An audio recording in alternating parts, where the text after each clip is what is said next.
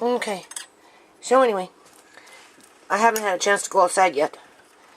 So I boiled those beets, and now what I'm going to do, if you notice, it's a cast iron pan. Okay? If you do cast iron pan, you cook in a cast, especially with tomatoes, you're going to release some of the iron into your food. Right? So then that's where you get your natural iron, is from the cast iron pan. So this is going to be Amari's main meal. And because it would be good for him to have iron, I think I do have some tomatoes in the fridge. So I'm going to cut some up. But what I'm going to do, this is too hard for him. This is too hard for him to digest. Right? So I'm going to just chop it up with a knife into little pieces. This is the juice, which I'm going to end up making maybe just some quick beef soup with it. Tastes like beef. So anyway, put some water in there, or some beet juice, or I could use the beef broth, which I may do, right? And then I'm going to break this up real fine. For the most part, I'm going to get some tomatoes in there, a little bit of tomatoes, and I'm going to start cooking this up for Amari. And I'll probably end up using a bit of mitsu again. Just hold on. Okay, so I ended up using the beef broth, half a cup, right? I've started to cut the beets, but I can't give that to Amari, people. I can't. He's not capable of chewing it. And because these things they haven't been overboiled, because I'm going to shred them. I'm going to make other things with them, right? I'm still going to make a little bit of beet soup. But for Amari, this is what I mean by it all has to be specially done for him. Right? And you can't rely on canned food to do it, like in a store-bought canned food, baby jars, that kind of thing. You can't rely on that to do this for you. You have to do it for yourself. Now, if I had more kitchen space, if I had more kitchen space and another freezer, I would be making this in bulk and then freezing them into portions like I do with those baby bottles with the juice that I make for Amari. But I'm kind of full on my freezers, so I can't really do that right now. But that's okay. As I'm going about this, I'm actually kind of coming up with some little meal plans here that, I think are pretty good. So as you can see what I'm doing here, right? So I'm just now starting to cook it. So hold on a minute. Then what I'm going to do, I don't want to overcook it. This is a little bit of celery leaf from my yard, right? So I'm going to cut that up real fine, including the celery. I'm turning this down. And then this is the flower of a chive. So it's really tasty, right? So I'm going to put some of that in there. Not all of it, just a little bit, right?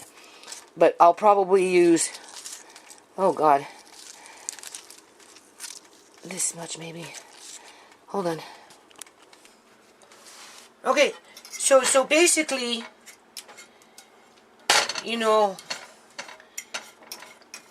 there's a lot in terms of meal preparation for Amari.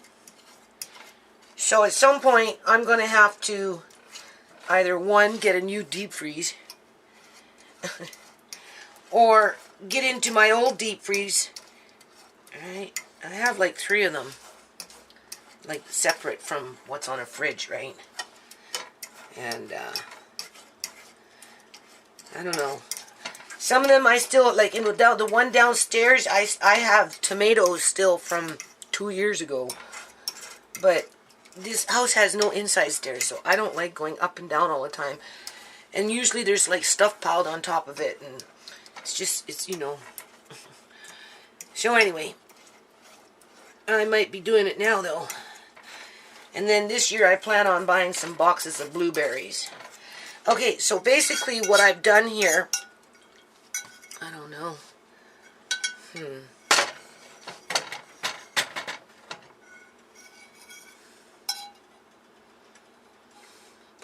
I've mashed up the beet real fine, and then the liquid is here. So now I'm going to cook it more, because I have to, people, right? And hold on. And then I've chopped up the celery leaf. This is from my garden, right? Very small. Now when it cooks, it's going to soften anyway, but still, you know, Amari is not digesting his food the way we are because it's not, I don't know. So anyway, oops, sorry. And there's just, you can see there's that. And this actually I should pick because they're starting to turn to seed. So maybe I'll pick a few of them. Now I'm going to put that in there. Oops, sorry. Right?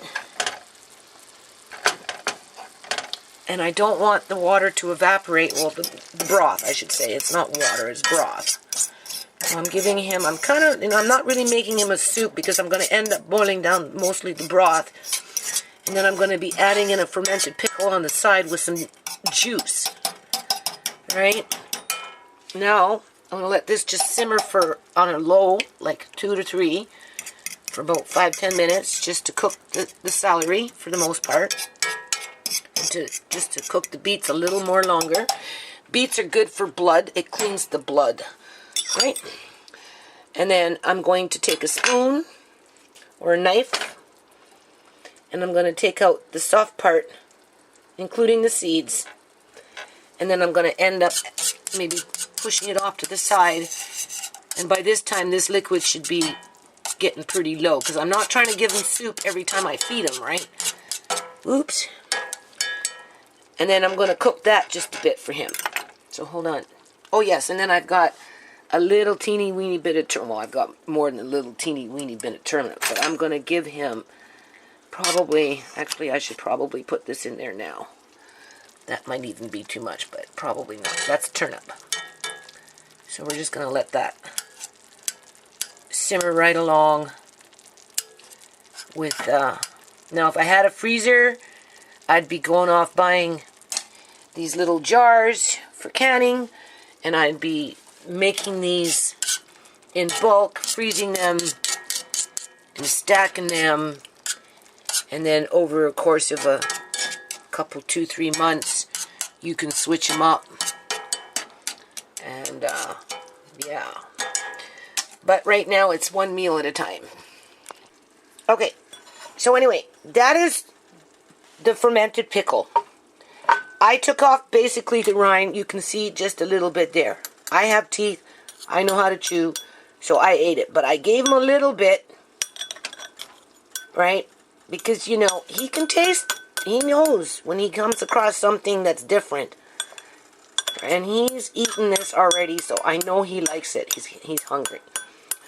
So anyway, if you notice, it has more juice this time. Right? So I'm not going to give him mitso because he's getting the fermented food here. But what's happening here now, people, is I peeled the tomato. It was just a hothouse. And I put it in here because the tomato with the acid reacts with the cast iron frying pan. Right? And it's going to draw out a little bit of iron. So not only is he getting iron from the beef broth, because that's where you can get iron as well. That's why they suggest eating beef liver if you're low on iron, right? So anyway, I'm going to turn this up a little bit because he's hungry now. And what I've done is I've left, so we know that I'm going to upload this as is. Anyway, you could start a whole little cooking show just around Amari. So eventually what I'm going to do, though, is I'm going to take this out and I'm not going to give him the rind. I'll eat that because he can't chew it, right? I just put it in there because I wanted it to react to the frying pan and just release its juices. Here I kind of semi-cook these ones, make sure they're soft enough that I can put those in his mouth whole, and chances are he can chew that, right? So he still gets that. So I'll just little smaller pieces, and this is the same thing with the turnip. It's very soft now. So you see what I'm doing? I'm breaking it up into little pieces like that, right? So when I put it into his mouth, after he bites into it, he's going to taste that it's a turnip. And then same thing with pretty much with the tomato, where the bulk of the meal, though, in this case, is the beef right? And if you can see, the liquid is almost gone. So what I'm going to do now is just boil this liquid down just a little bit more, not too much more. So those are fine. This, like I said, I'm not really trying to give them a soup, right? So just half of the liquid of what's there, I'm going to boil it down. So I can even turn it up just a little bit. And then, because I've got that, I'm going to go like this before I put the food in. So you'll have the liquid more on this side of the bowl as the food prevents it, but it's going to end up merging together and it's going to taste really good. Because this juice is really good. I should be drinking it. They say you can have up to a tablespoon or so a day, and then I think the only thing that you'd have to be concerned about over a period of time if you got addicted to that stuff and wanted it every day in terms of like a cup a day is the salt. Because it's made with salt, right? But it's delicious. Okay. So hold on. Okay, so there's his meal. You know, he's either going to eat it or he's not. That's the thing about Amari. If you notice, I put just a little extra spice on there. Just a little bit of that. Right? Just make sure there's nothing too big in there. You know, I can just put it in there like that. And because it's still warm, right? It's going to soften. So, is that too much for one serving? I don't know, people. It could be for Amari. Even that much could be too much at one time. I'm not sure. Just to show you, people, he actually likes it. And I did a good job, didn't I? Eh? Yeah. That's just the beet by itself. So he's enjoying it. Eh, is it good? And then I give him a little piece of, I don't know if it's turnip. Probably. Or tomato. So he gets that different taste. See, he jumped, he tasted it. So maybe that was a turnip, people.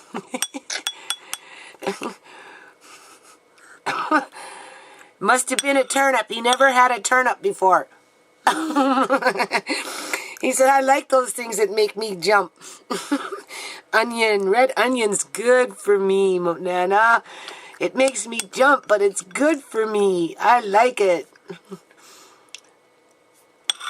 All right.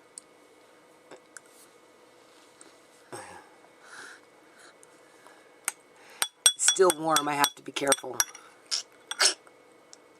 Okay, now we're coming into the fermented cucumber area, right?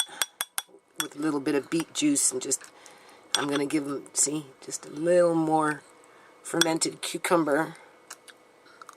He doesn't jump with that, but he likes it. Don't forget, we got that extra juice in there, right? So, now it's the beet with the juice of the fermented pickle. Right? And then we'll go back and we'll just give him some beets. Still the fermented pickle juice, I should say. Right? So this is another successful meal. Obviously, you can see he likes it. It's very, very, very nutritional. Right? It's not hot, Amari. It's just different. It's different than those little squeeze tube pureed spinach with apple or whatever it is that they sell in those squeeze tube things, right? I try to avoid them if I can, right? This, like I said, it's like my life is slowing down. But, you know, at the rate I'm going, I should be writing a cookbook here. Seriously. I'm sure lots of people, I mean, and especially if it works. I mean, there's two things that could be, that I'm aware of. See, he wants it. Did you see how he's pulling on my hand here? Let me see. That's as far as it goes. Oh, there we go. He's reaching on my hand. He's saying, feed me, Nana.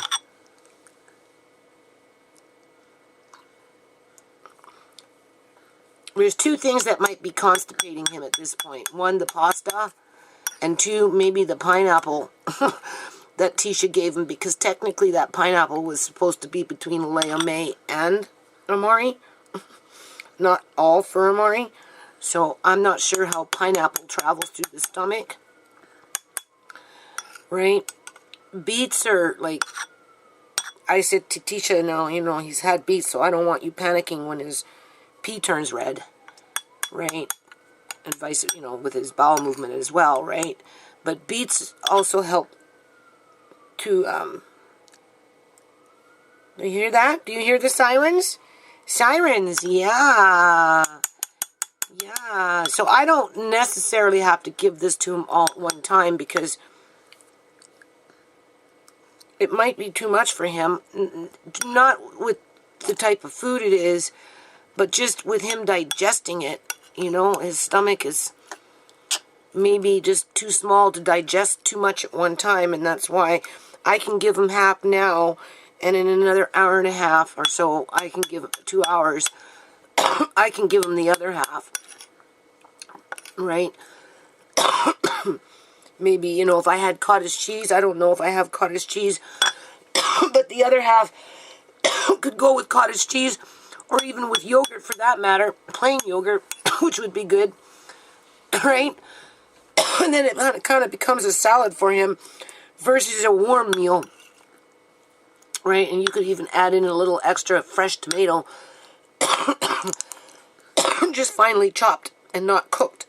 I just wanted the iron more in the food itself, right? It wasn't that I wanted tomato in there, although tomato is good too. So you can see he's really enjoying it. Now I'm going to give him, how about we just play a fast one on him and just give him straight up fermented cucumber. Let's see what he does. See, he doesn't jump for it, but he likes it. If you noticed, he likes it, but he doesn't jump. Onions, he'll jump. Red onions. Hold on. Here. What's that? Some more fermented cucumber. No, don't spit it out. Every little bit counts.